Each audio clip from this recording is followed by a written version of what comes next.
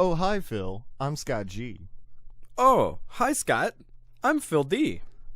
You want to throw a football?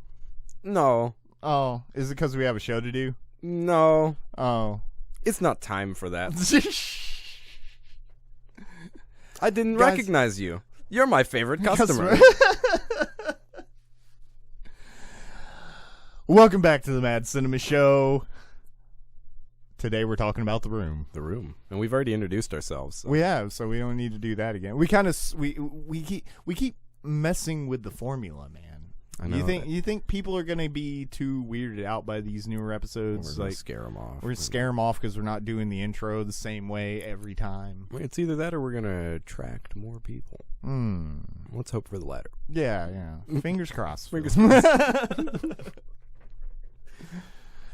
Anyways, so The Room. Yeah, arguably one of the worst movies ever made. Yeah. Written, directed, and starring Tommy Wiseau, who's probably better. He's definitely known for this movie. It is basically what put him in the public eye, but I think he's more known for his personality now. He's more of a personality kind of celebrity. Yeah, I can feel you on that. Thing. Yeah, like, yeah. He's a walking meme, is what he is. Yeah, essentially. Yeah. So, okay, the first thing I gotta address is just the title, The Room. The Room. Yeah. So when we first looked this up, because I mean we've known about this movie forever. Yeah, well, and I've really, this is the first time I've ever watched it. Me too, all the way through. Yeah, I've seen bits, bits and pieces. I've also watched The Disaster Artist, which you haven't. Right? I have not watched The Disaster Artist. Okay. Kind of wanted to wait until I finally watched The Room before I saw The Disaster Artist, so I'd have a little bit of context. I don't think you need it outside of cultural osmosis, but.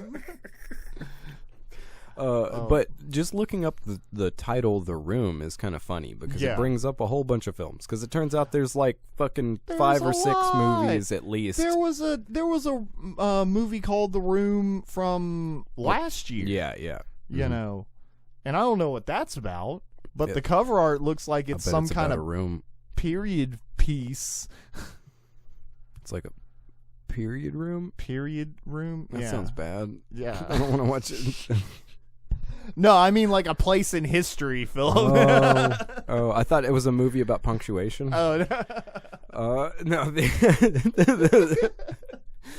But The Room is from 2003. From 2003, yeah. We both thought this movie was older than it was. I thought this was like, 95, 96, It maybe looks like even it. 97. Yeah. Like, it's very, like, it's filmed very much like a, sitcom or soap opera from that time period. Which, from that time period, one of my favorite other things that's called The Room came out. Because in 2004, Silent Hill 4, The Room came out. Yeah. And I fucking love Silent Hill 4 so much.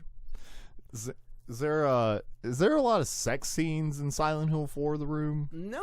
There's actually less in Silent Hill 4 than there are in other Silent Hills. Yeah. As a matter of fact, definitely not topping out on the 5 that we get in this fucking movie. Especially I think we hit sex scene number 3 in 26 minutes. Because I wrote that down.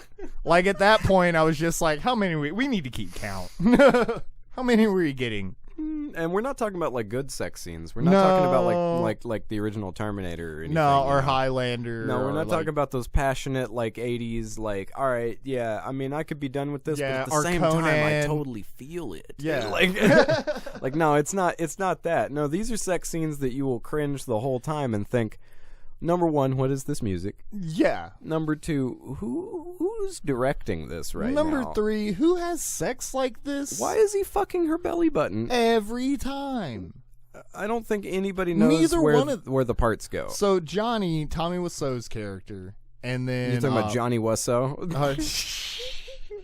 I mean, he is the most self-insert character. Yeah.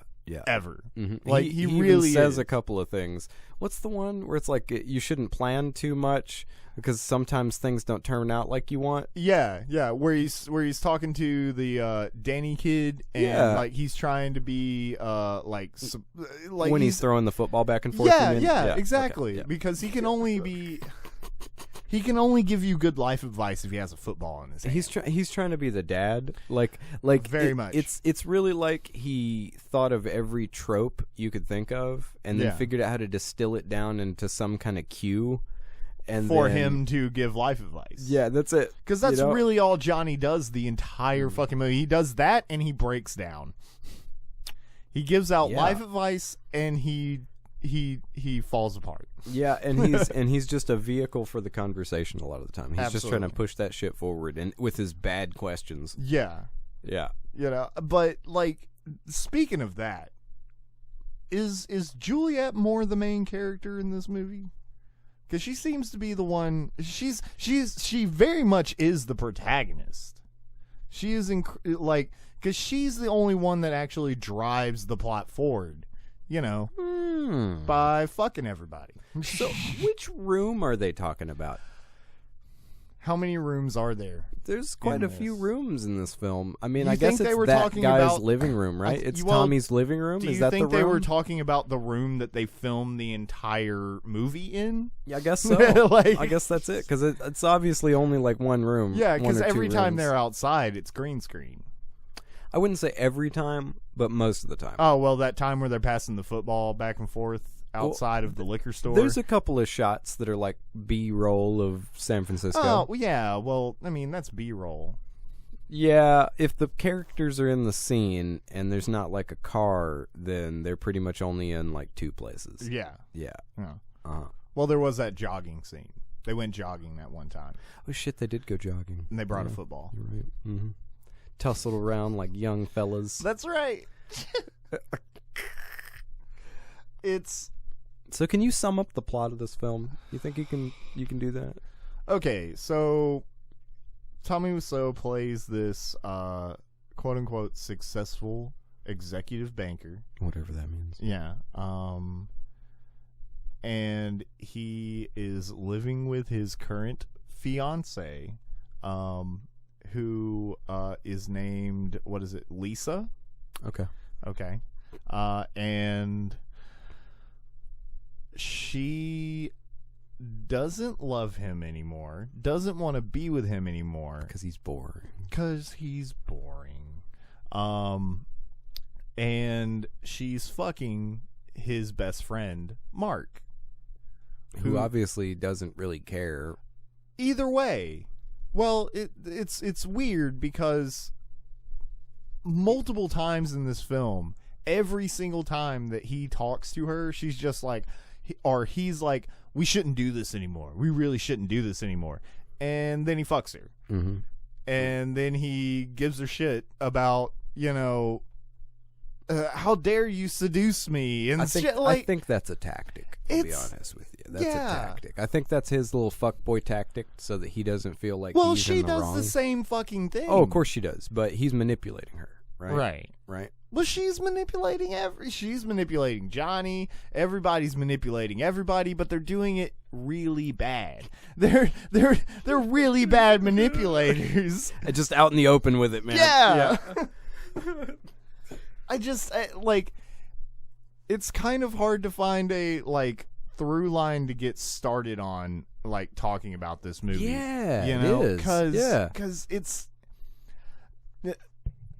as much as appears to be happening on screen, absolutely nothing happens throughout this entire movie. This could have been one episode of maybe a show, maybe 30 minutes. I mean, baseline, this really does feel like it's like a shitty Cinemax porno.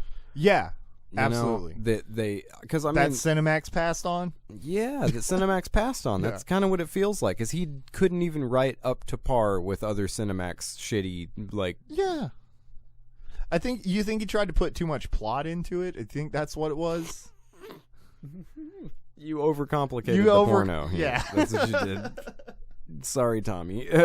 Look, Tommy, you can't just fuck her belly button. That's well, see, what he really needed is like, an executive producer like Ron Jeremy or something to come in and tell him how you make these things. Yeah, he really needed somebody that knew what they were doing in this situation. That's all. Like Uwe Boll or exactly. Look up to somebody. Well, okay. So speaking on Uwe Boll, that's an interesting one because I brought up the point that. From what I've heard, there's a possibility that this guy actually Tommy Wiseau actually did a very similar thing to Uwe Boll in that he was using the making of a film to launder money. And I realize Uwe Boll was more doing it through the government. Film well, because programs, there was like a tax cut from the country. So he was Uwe Boll was doing it in a legitimate way, right? He was doing it kind of like more like the producers wanted to do it, exactly, like the fucking if you make Mel a flop, Brooks. you could make more money than a hit. Pretty much. Thank you, Max Bialystock. Exactly. But fat. But the thing about the room though is it feels like. So everything that we understand about the behind the scenes of the room doesn't make sense. Let's just go ahead and say that. Like, not just the film, not just Tommy Wiseau. Right. How he made this movie, the money that he got, where his funds came from. Why would he buy all of the equipment? He actually purchased a full digital rig and a full film rig and filmed everything in both digital and film because he had no idea what he was doing. He had no idea which one would be better. So during every shot, he filmed both in brand new digital. Because I mean, this was 2003. Digital was just starting, just coming out. Yeah, just starting to become like prominent enough. Yeah. So he was still doing standard film, and he was doing the digital format to try to find out what the best medium is. And from what I'm to understand, the digital side of it actually didn't turn out very well. So he ended up using the film stock side of it. Yeah. But which is probably why the green screen doesn't look so good. Huh. Does green screen just not look that great on film? Compositing, it's a little bit, it's more difficult. It's more difficult to composite on film than it is digital. I can understand that. Yeah.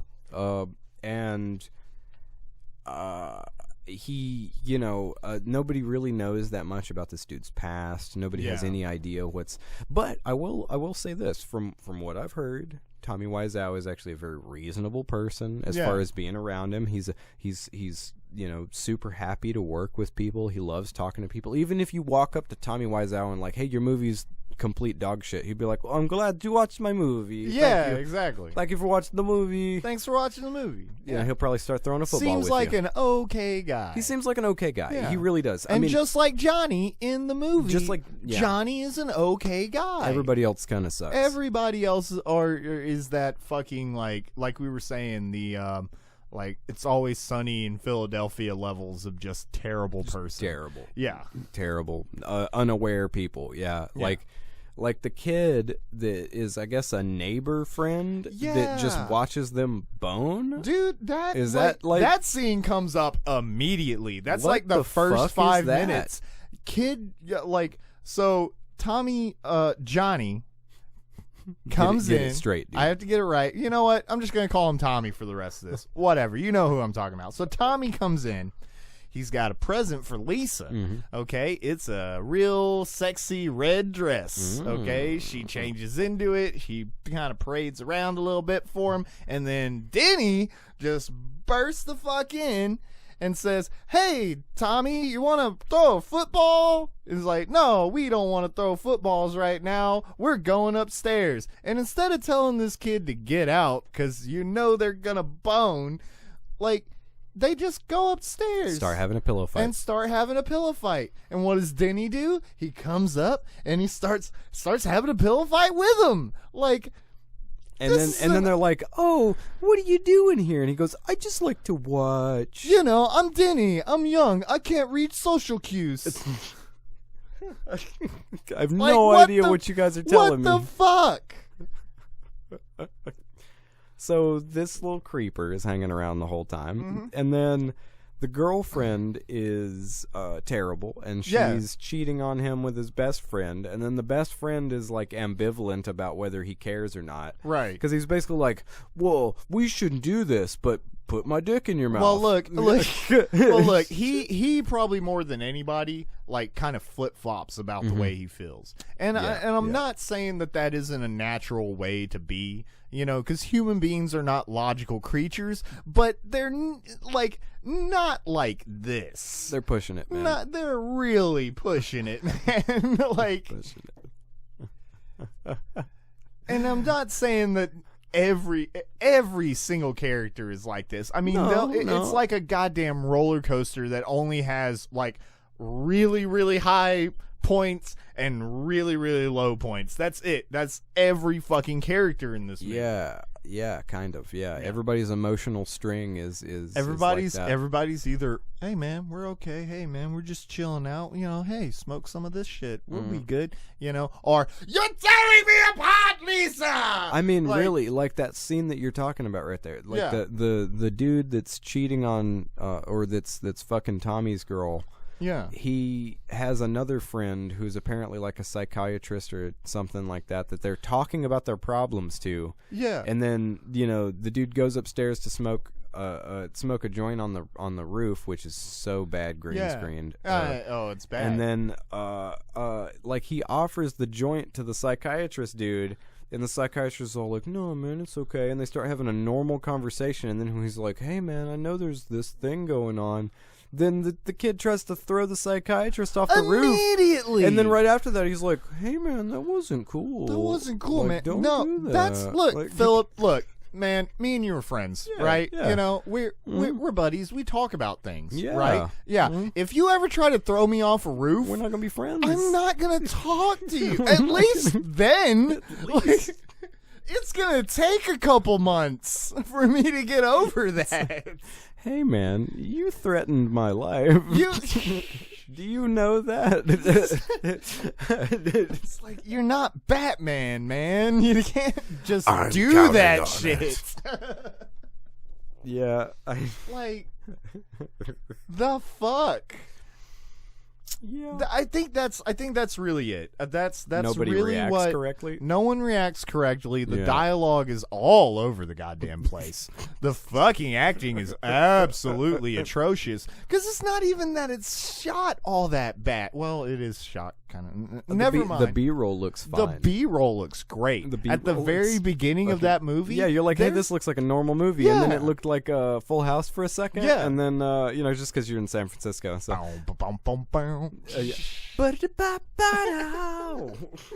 Yeah, man. It's, but every other scene, the composition's weird. The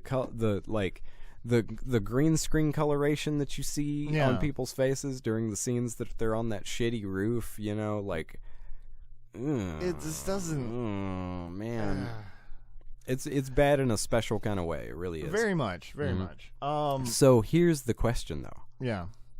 Can you actually sweep carpets? No, Phil. No, you can't sweep carpets. Sweep carpets. No. Did we have fun watching this movie, though? I think we did. I think you and I both had a lot of fun watching this movie. I think we enjoyed giving it shit the whole time. Yeah. There were a couple of moments. Where I had to kind of take a breath. This is getting bad, guys. Yeah. I mean, I just had to. I had to compose myself, but it never offended me. Not for real. Yeah. It is sexist as fuck, but yeah. You know, it's interesting, isn't it? But it's you know, I've never laughed at a suicide scene before. Yeah, this is the first time that I've ever just outright laughed. Not even just like a damn. Just like laughed. It was. What's happening isn't funny, but the way they shot it. Well, his emotions are all over the place, and he definitely doesn't know how to express how he truly feels. Yeah, absolutely. So he doesn't know how to fake how he feels. Yeah.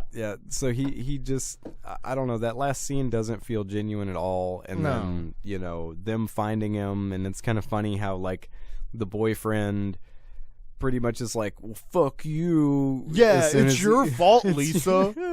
No one wants to take the blame for anything. No one wants to be blamed for anything in this movie. Yeah, no one like owns the mom up. character. I can't help it. I really like it. I really like it. Yeah, she's just an old biddy, kind of a nag, but you know what? She's probably the only one in this cast that realized what she was doing. Yeah. Mm-hmm. Yeah, this is obviously a bunch of clueless actors. I get the appeal of this film. Yeah. Let me tell you that. Well, and I will say this is just like, it looks like they believed they were making something maybe not great, but they thought they were making something good. Yeah. They thought they were making, at least Tommy Wiseau. Like, Wiseau believed that he was making a great film. That he was making something that meant something. Would mean something. I think it means something. I think it'll go down in history. I think this, I think it he made has. his mark. He just didn't make the mark he wanted. Exactly. You know? And that's I think, that passion that you can feel even when it's something bad. Yeah. It kind of energizes you. You know, and I think that's why we can have fun watching it. Is because whether it was the intended reaction or not, we were still entertained. We still enjoyed ourselves watching it. Are you not entertained? Yes, but I throw asterisks in there. This is not a good movie. Oh, no, not at all. At all. Not even kind of. Yeah. No. The B-roll is really good. Yeah, Highlander 2 was much better than this. Yeah, absolutely. Listen to what we just said. Highlander 2 is much better than this. You need some mouthwash, man? It hurts. It fucking hurts. You wanna... But, I mean, it's crazy that we're going downhill from here. It's... Oh man, we're going all the way downhill. Oh man. Because so the previous video that Scott did on his back porch was about the idea. Guys, I'm doing a series of weekly rants on my back porch. If you guys don't know about that, it's on the Laser Punch channel. Check that out. Check it out. Share and like. Maybe don't share it because they're not really that good. But hey, if you like it, cool. You can share it. You can share it. I won't stop you.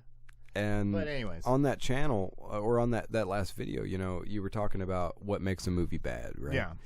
And you mentioned Broken Flowers, right? So, and that's going to be the last movie we do this month. And at first, we were talking about changing that to a different film. I was really trying to get us to not do this film. As I heard him complain about this movie, I realized we have to do this movie because it's one of the only movies that I can think of that me and him are both on the same page of this being fucking trash. Yeah. Not even like... This... No. It's not trash. This is actual human and animal excrement mixed together, thrown in a fucking like in a trash bag so that you can huff it. Dirty can. Isn't that what hobos do? Yeah. What's that? That you can huff it. That you can huff it and then you get high. Yeah. But you just die.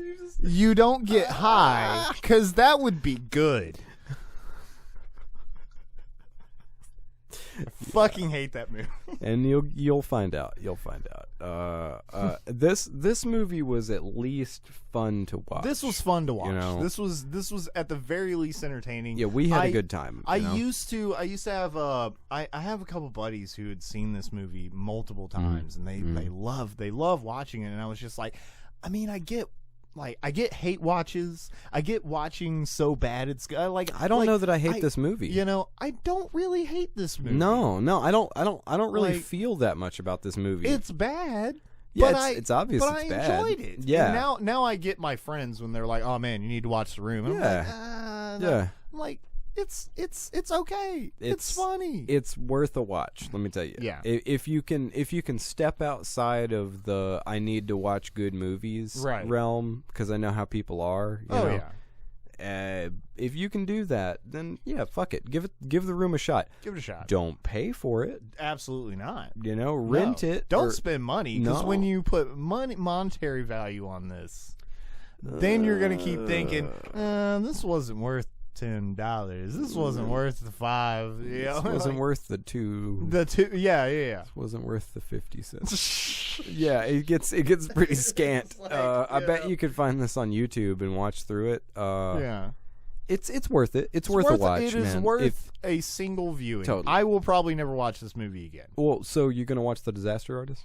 I am going to watch The Disaster Artist. Okay. I am actually more interested in watching The Disaster Artist now than I was before I saw The Room. So there's a really great part in fucking The Disaster Artist that reminds me of Dumb and Dumber. Okay. Because there's that part in Dumb and Dumber where he's asking the chick if he'd ever go on a date, and he's like, "You mean like 1 in 100?" And she's like, "More like 1 in a million." And then he goes, "So you're telling me I have a chance?" Yes. Yes.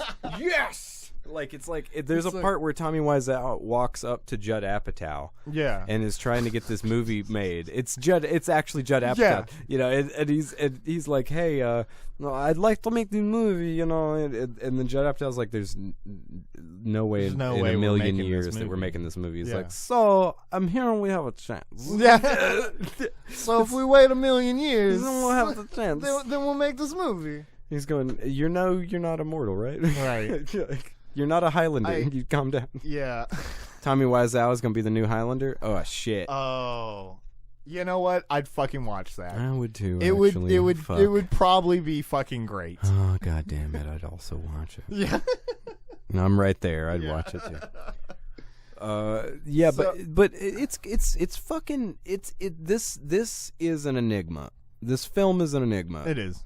And I understand why people have been so enamored by it for the past 20 years at this point. I get it.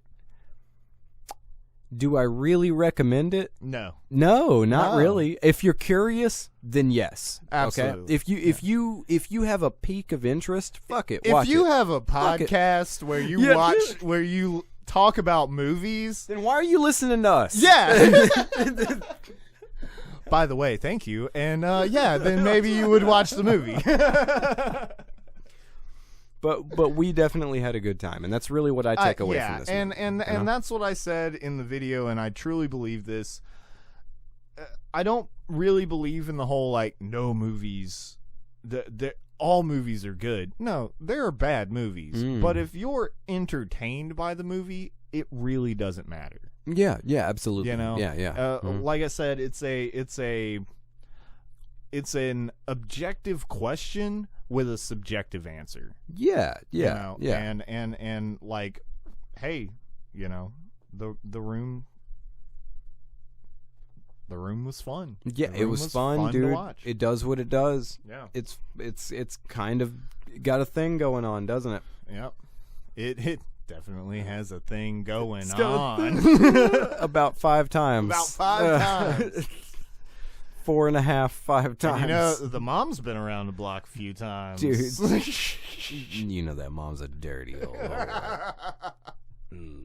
Nah, she's funny, man. She is. There's funny. Something about that mom that I really like. Do. She was great. You know who was the best actor in this? Oh, that dog that was on the counter? Pug that was in the counter on the flower shop? He knew how shit that movie was. Dude, he was playing his part so well. Yeah, totally. He stayed in character the whole time, at least. That's right. Is that the same Pug from Men in Black? Yeah, that's it. It is. That was his start. Man. It was his comeback. Yeah. I love the dialogue in this movie, man. It's it continued to floor me. That's really all it is. Like I kept having to stop the movie and going, Scott, what did they just say? Did they just say what I think they did? Like, this motherfucker comes in the front door and they're all like, "Oh, hi, fucking whatever it is, weird kid that watches us bone. Yeah. What do you want?" And he's like, "Oh, hi. I just need a cup of flour and a stick of butter and some sugar. Yeah. It's like, God damn. How do you like those tropes? Man. How do you like those tropes? Those are some good tropes, man. Dude. Those some good tropes. I love it when Tommy sits down and he's talking about the great ideas that he has for the bank to save money. And I'm like, what the fuck are you talking about? He does. What the fuck? He didn't even tell you what the ideas were. He's just like, man, so many ideas of save them so much money. I save them so much money, and they still didn't promote me. No, I didn't get the promotion, but here's the flowers. These aren't the flowers that you just saw me holding in the last scene, but that's okay. There's no consistency. His suit never fits. His suit never fits. It's like he borrowed a suit from Bruce. Yeah. you know, or Richard Lewis. Like it's like here's a comedian with an oversized suit for me. Let me borrow that shit from you. I'm trying to be a fucking, you know, you early look good 90s in comedian. it, so I would look good. Yeah, that's it. That's it. I think he just rented it. I mean, that's come why on. it was.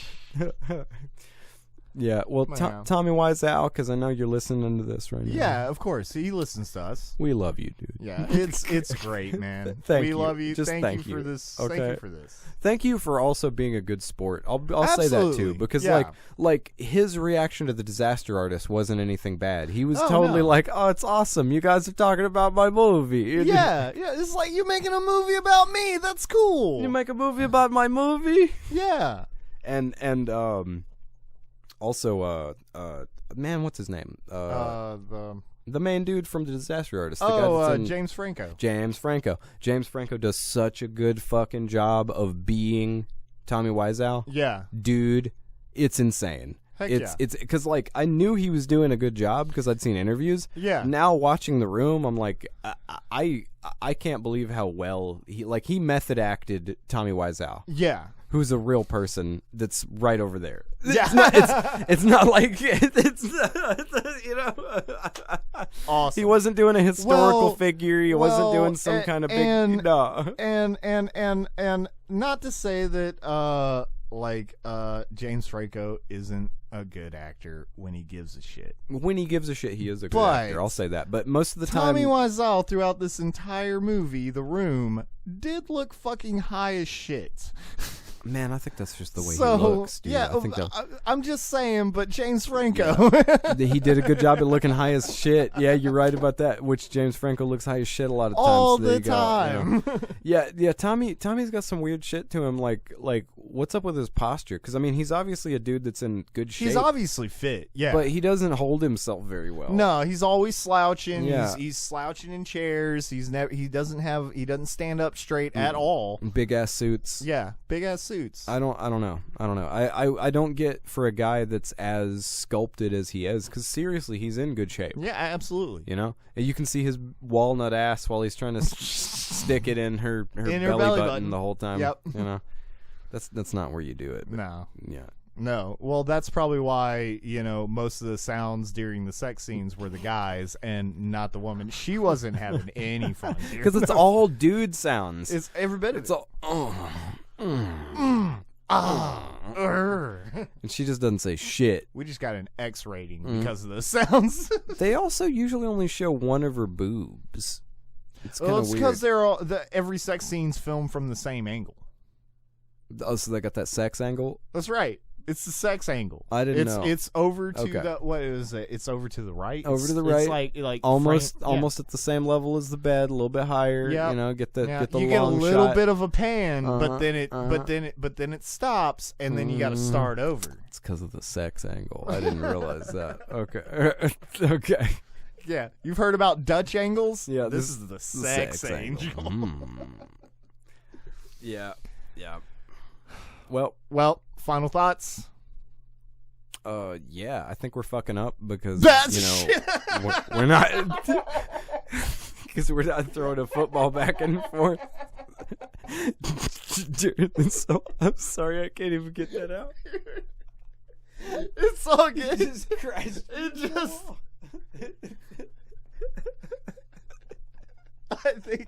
I think that sums up this month. I think we're fucking up pretty well.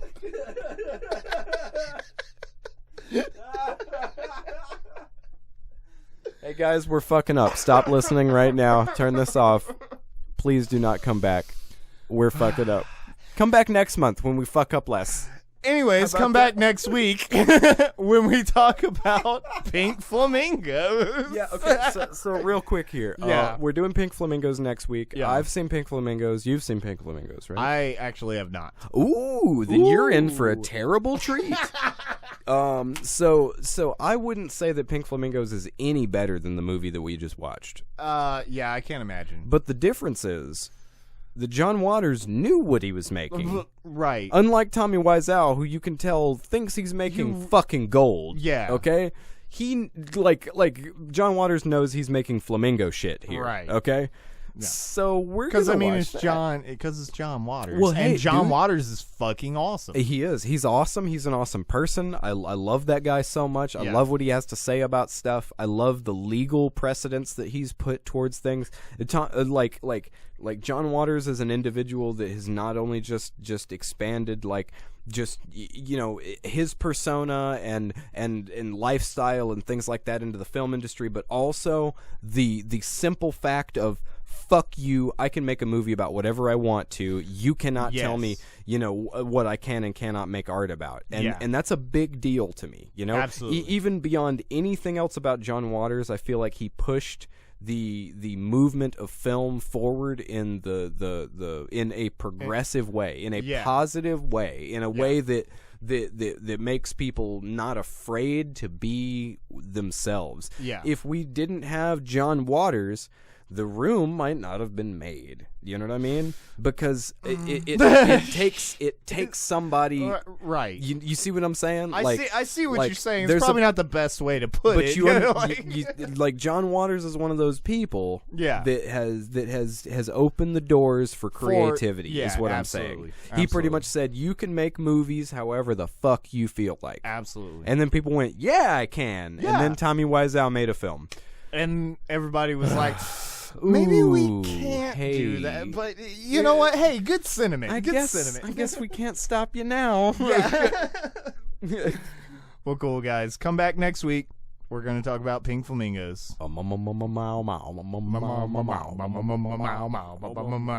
Bye, guys.